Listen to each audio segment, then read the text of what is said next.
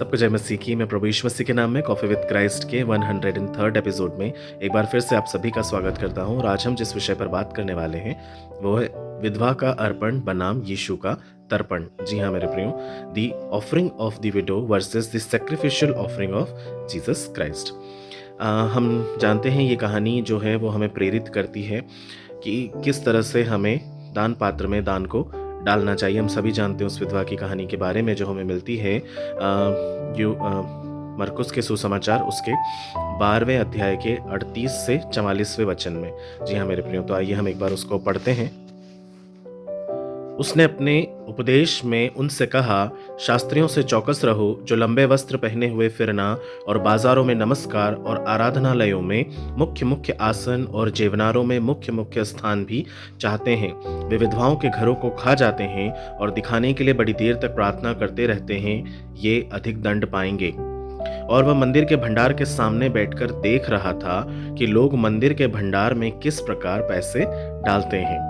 और बहुत धनवानों ने बहुत कुछ डाला। इतने में कंगाल विधवा ने आकर 2 दमड़ियां जो एक अधेले के बराबर होती हैं डाली। तब उसने अपने चेलों को पास बुलाकर कहा, मैं तुमसे सच कहता हूँ कि मंदिर के भंडार में डालने वालों में से इस कंगाल विधवा ने सबसे बढ़कर डाला है, क्योंकि सब ने अपने धन की बढ़ती में से डाला है, परंतु इसने अपनी घटी में से जो कुछ उसका था अर्थात अपनी सारी जीविका डाल दी। मेरे प्रियो, अगर इस कहानी को हम थोड़ा सा पिक्चराइज करें तो हम सोच सकते हैं कि यीशु मसीह भंडार, जो दान का भंडार है, वहाँ उसके सामने बैठे हुए हैं और वहाँ पे कोई प्रचार नहीं कर रहे हैं। वहाँ पे किसी तरह की कोई चंगाई वो नहीं दे रहे हैं, ना ही वो फरीसियों से किसी तरह का वाद विवाद कर रहे हैं। वह केवल देख रहे हैं। क्या देख रहे हैं? ये देख रहे हैं कि किस तरह से लोग पात्र के, जो दान का पात्र है उसके अंदर वो कैसे अपना दान डाल रहे हैं। मेरे प्रियो, परमेश्वर के पुत्र आराधना का मूल्यांकन कर रहे हैं। दान देना भी आराधना के समान है। जी हाँ, लेकिन यहाँ पर परमेश्वर राशि से किसी की आराधना का मूल्यांकन नहीं कर रहे हैं, हृदय से कर रहे हैं कि किसके हृदय में क्या किसने ठाना है और वो कैसे परमेश्वर के स्थान में उस दान को दे रहा है। वहाँ पे कोई ध्वनि नहीं है, किसी तरह का कुछ भी नहीं है, कोई वाद्य यंत्र नहीं बज रहा है, केवल दान दिया जा रहा है। परमेश्वर उसका आंकलन कर रहे हैं कि उनका जो दान देने का समर्पण है वो कितना गहरा है।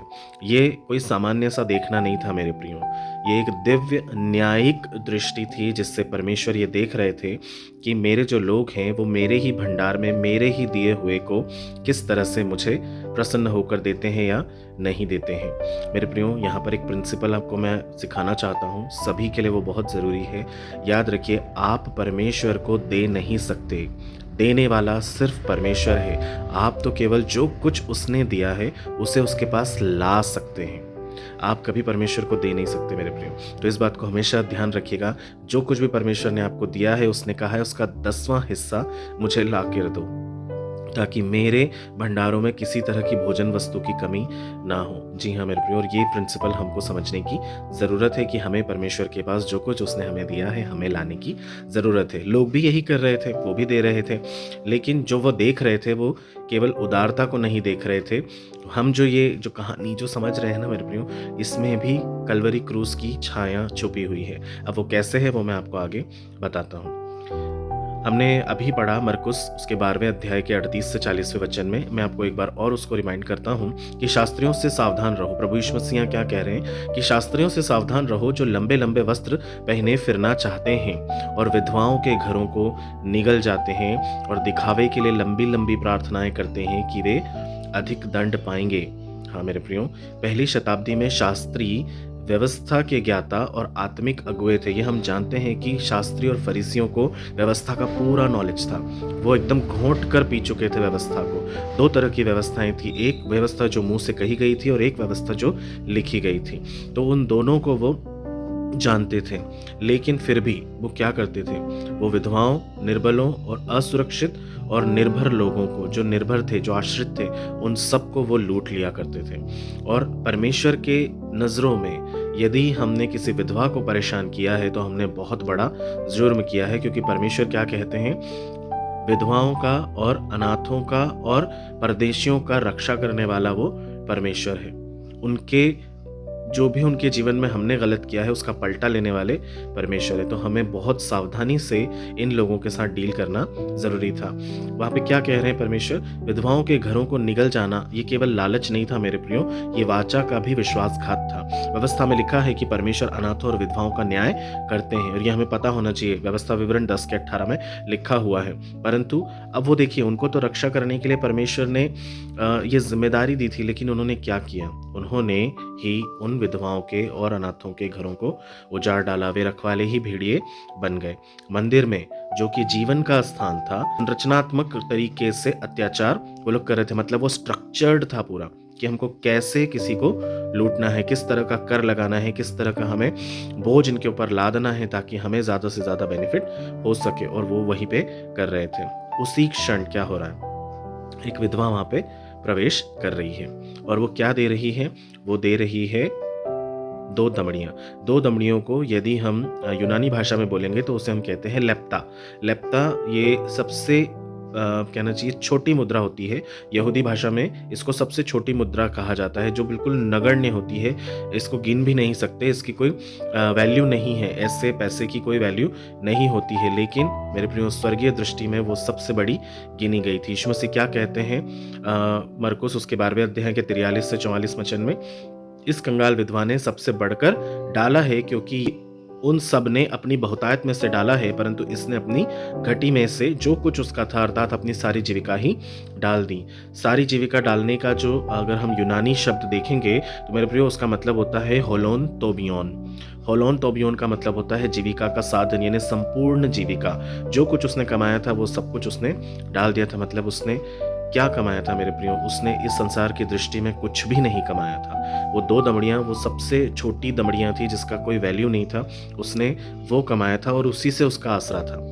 और उसने उसे भी सौंप दिया। उसमें उसने जो कुछ सौंपा था मेरे प्रियो, उसमें उसका आज था, उसका कल था, उसकी सुरक्षा थी और उसका सब कुछ था, जीवन था उसका, वो पूरा उसने डाल दिया था। ये दान नहीं था मेरे प्रियो, ये परमेश्वर की दृष्टि में उसके द्वारा दिया गया आत्म त्याग था जो उसने किया। कुछ ही दिनों में क्या हुआ अब हम देख सकते हैं। ये जो दान था ये सबसे सुंदर दान था, लेकिन इससे बढ़कर भी एक दान परमेश्वर ने हमारे लिए दिया। कुछ ही दिनों में हम जानते हैं कि यीशु मसीह भी इसी भाषा को दोहराने वाले थे, इसी वाक्य को वो करने वाले थे। कैसे? वो दान दे रहे थे, स्वयं का दान दे रहे थे, सूली पर दे रहे थे। विधवा ने अपना जीवन निर्वाह किया, मसीह ने अपना जीवन स्वयं दे दिया। उसने अपने जीवन का आधार, जो कि उसकी जीविका थी, वो छोड़ दी थी। मसीह ने अपना जीवन ही आधार बना दिया था। किसका आधार? उद्धार का आधार। जीवन जो मसीह का था, उसके बिना हमारा उद्धार संभव नहीं था। इसलिए मसीह यीशु ने अपना जीवन देकर हमारे लिए एक रास्ता, एक आधार तैयार कर दिया था कि अब तुम और पिता के बीच में कोई नहीं है, क्योंकि मैं हूँ बीच में और मेरे द्वारा ही तुम पिता परमेश्वर के पास जा सकते हो। उसने हमारे लिए एक आधार बना दिया, एक रास्ता बना दिया कि यीशु मसीह के द्वारा हम प्रभु परमेश्वर पिता के पास जा सकते हैं। ये एक शक्तिशाली सत्य है मेरे प्रियो, इसे हमें समझने की ज़रूरत है। यदि हम केवल ये कहें कि विधवा जैसा ही देना चाहिए दान, तो मेरे प्रियो हम पूरे सुसमाचार को ही बदल डालते हैं, क्योंकि वह आदर्श थी हमारी, लेकिन वो साथ में एक संकेत भी दे रही थी। उसकी 2 दमड़ियाँ परमेश्वर के कोप को नहीं उठा सकती थी, ये हम भी जानते हैं, है ना। पाप के प्रायश्चित को वो पूर्ण नहीं कर सकती थी, ना ही न्याय के लिए वो तृप्त की जा सकती थी। परंतु ये सारी चीज़ें कहाँ पूरी हो रही थी? ये सारी चीज़ें क्रूस पर पूरी हो रही थी। इसलिए मेरे प्रियो प्रायश्चित का जो एक सिद्धांत था वो केवल क्रूस था। प्रभु यीशु मसीह को क्रूस की मृत्यु सहनी इसीलिए पड़ी क्योंकि परमेश्वर को उसके कोप को शांत करना जरूरी था। कौन सा कोप? जो उसने मनुष्यों के अंदर पाया, जो पाप में उसने पाया, उस पाप से जो परमेश्वर जिसे वो देख भी नहीं सकता, उस पाप की वजह से मनुष्य और परमेश्वर के बीच में दूरी आ गई थी। उसके प्रायश्चित के लिए एक पवित्र मेमने का बलिदान होना जरूरी था। आपको क्या लगता है प्रभु यीशु मसीह ने क्यों समस्त संसार के पाप को अपने ऊपर लिया? मैं यहाँ बहुत गहरी बात आपको समझाने जा रहा हूँ मेरे प्रियो। परमेश्वर जो है ना, वो पाप को देख ही नहीं सकते हैं। अब जब कभी भी वो यीशु मसीह के बिना हमें देखते थे ना, तो उन्हें हमारे अंदर सिर्फ पाप दिखाई देता था, क्योंकि सारे मनुष्य पापी थे। तो वो पाप की दृष्टि से हमको देख रहे हैं कि ये पाप ही है, सब कुछ पाप है और वो हमें नष्ट कर सकते थे, क्योंकि वो परम पवित्र परमेश्वर है। वो पाप नहीं जानते, वो पाप करते ही नहीं है, पर वो न्यायी परमेश्वर है। अब वो हमें नष्ट भी नहीं कर सकते थे, क्योंकि उन्होंने हमें स्वयं अपने हाथों से बनाया। तो वो बनाकर पछताने वाले, वो सजा देकर पछताने वाले परमेश्वर है। तो वो क्या किया उन्होंने? कुछ भी नहीं दिखा उन्हें, कोई भी नहीं दिखा, मतलब जानवरों में भी पाप, इंसानों में भी पाप। तब उनको स्वयं मनुष्य पुत्र बनकर इस धरती पर आना पड़ा और उन्होंने यीशु मसीह बनकर इस धरती पर आना चुना। मरियम को उन्होंने अपनी माँ का जरिया बनाया और उसके द्वारा वो इस दुनिया में आए और समस्त जगत के पापों को उठाकर वो ले गए। अब अगर वो ऐसा नहीं करते तो हम कभी भी पाप से दूर नहीं होते। इसलिए परमेश्वर को हमें मुक्ति दिलाना जरूरी था, मेल मिलाप को स्थापित करना जरूरी था, और इन सब बातों से बढ़कर मेरे प्रियो न्याय को संतुष्ट करना जरूरी था, क्योंकि वो सारा दंड परमेश्वर ने अपने सर पे ले लिया था क्रूस के ऊपर। और क्या हुआ?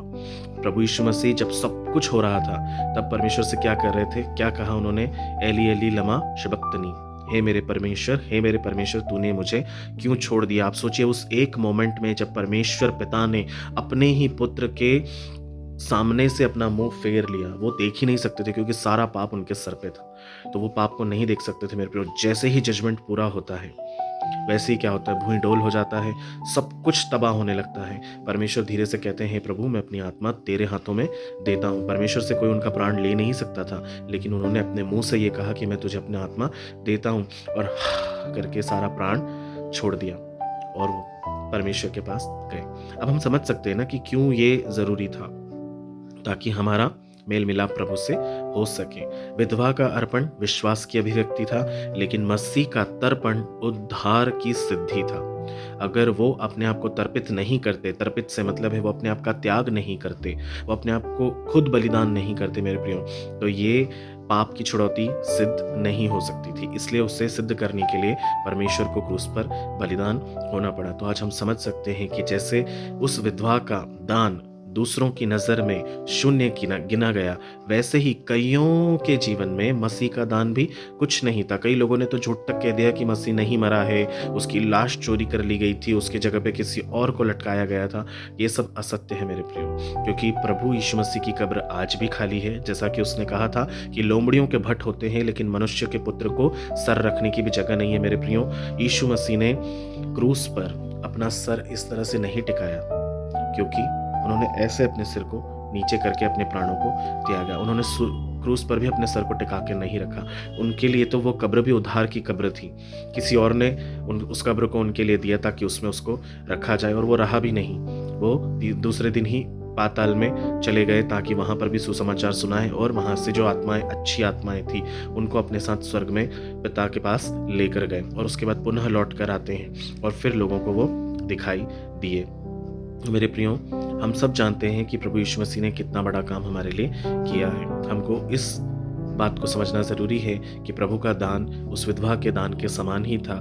जैसे विधवा का दान कुछ ना होकर भी उसका सब कुछ था, वैसे ही प्रभु यीशु मसीह का दान भी सब कुछ था हमारे लिए। तो आइए हम उस यीशु मसीह को अपना जीवन दे दें पूरी तरह से, ताकि हम भी उसके पुत्र, ले पालक पुत्रियाँ उसके राज्य के पदाधिकारी बन जाए, ताकि जब वो दूसरी बार अपनी महिमा में आए तब हम उसके साथ महिमा में अनंत जीवन में प्रवेश कर सकें।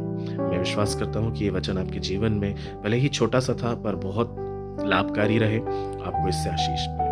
पिताजी, हम एक और बार फिर आपके अति पवित्र चरणों में आते हैं। धन्यवाद के साथ सारा आदर, मान, महिमा, इज्जत, गौरव और जलाल आपको देते हैं। विश्वास करते हैं प्रभु, इस वचन के माध्यम से आप लोगों के हृदय को खोलेंगे, उनसे बातचीत करेंगे, और पिता परमेश्वर उनके जीवन को पूरी तरह से बदल देंगे।